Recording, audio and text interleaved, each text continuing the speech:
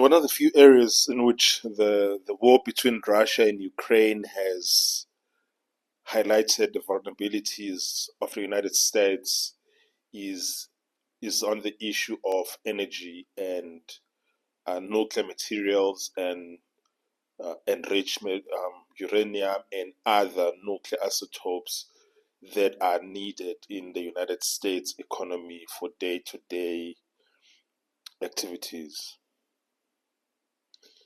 What am I talking about? I'm talking about certain isotopes that are needed in the US economy, which the United States relies on Russia for its production.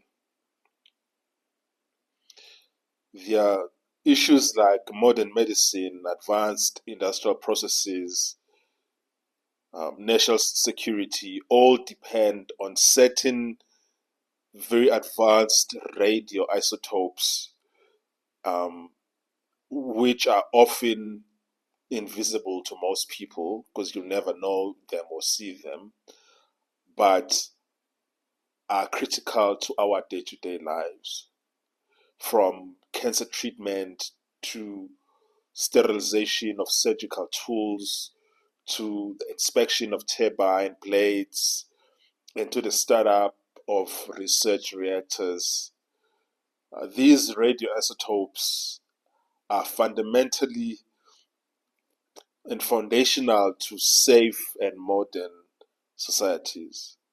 But these materials aren't readily available in the United States, but the United States needs them in large quantities. And so what tends to happen now is that the production of these materials actually happens, most of them are produced in Russia, or they are produced in one or two nations. And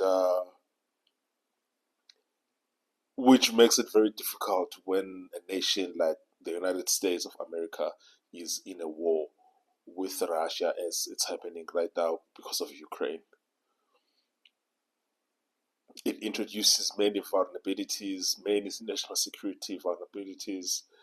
It also introduced all kinds of vulnerabilities if by accident these reactors that produce these isotopes in Russia are accidentally hit by missiles or drone attacks. We can just look at two examples of these isotopes that are critical in our day-to-day lives, which are mostly produced in Russia. One of those is cobalt-60, and the second one is californium-252.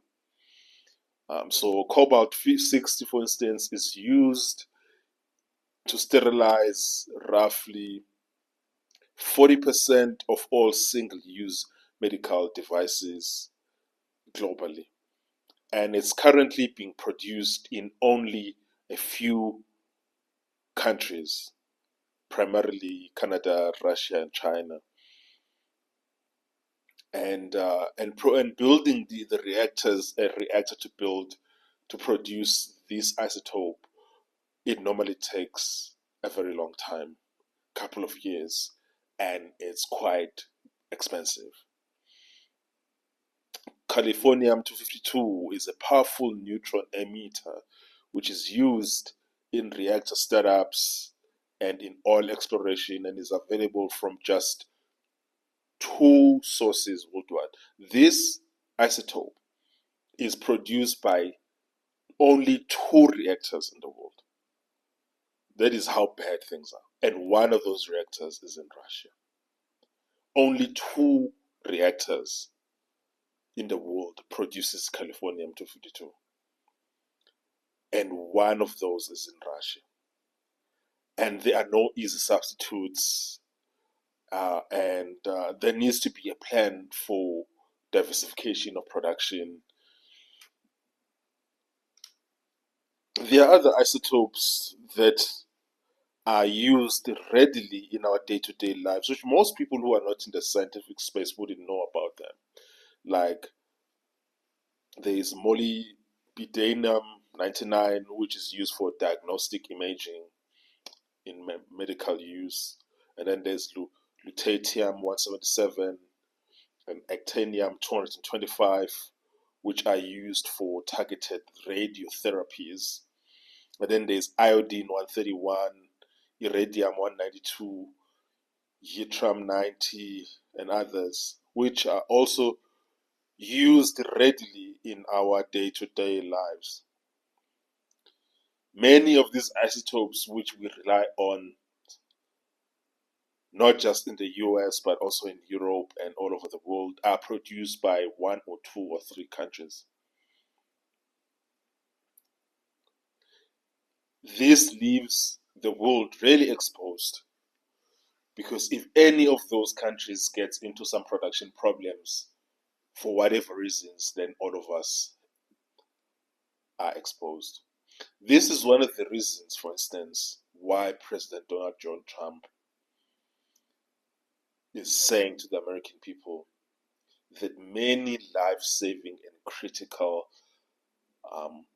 materials need to be produced in the United States of America. This is it's life or death for some of these situations. It's national security as well. A lot of these materials need to be produced in the United States. I can't overstate this enough.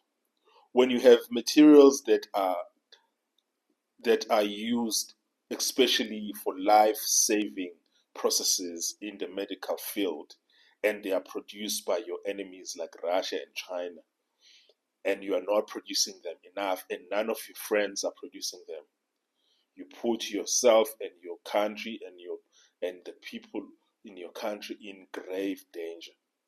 It's life and death. This is as important as bringing back pharmaceutical production back into the United States of America. The production of many of these isotopes needs to return to the United States of America, and there are certain countries in the world which have no excuse about why they're not producing them, like South Africa, for instance, which has large sums of uranium and other radioactive materials. And even like South Africa even has cobalt and all these other ones. There's absolutely no reason why South Africa is not producing these materials, other than a lack of foresight and a lack of vision.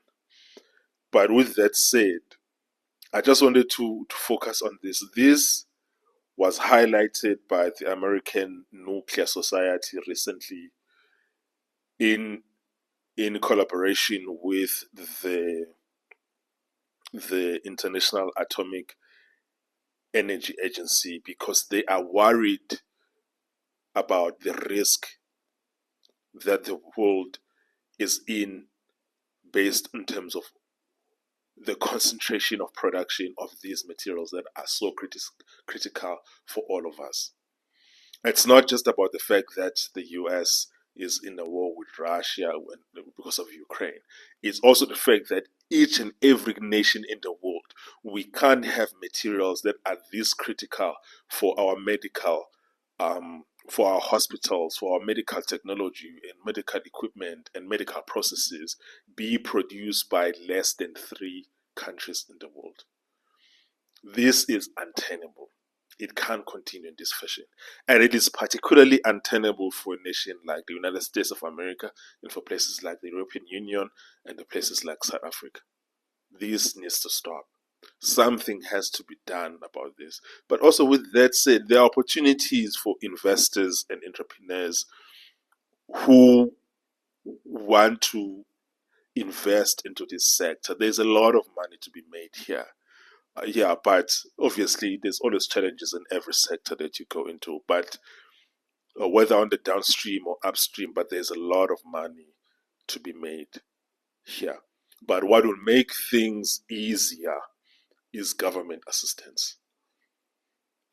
That's really what I mean. I know that President Trump has prioritized nuclear energy. Yeah, and I know a lot of people, when talking about nuclear engineering, nuclear energy, they just think of power production.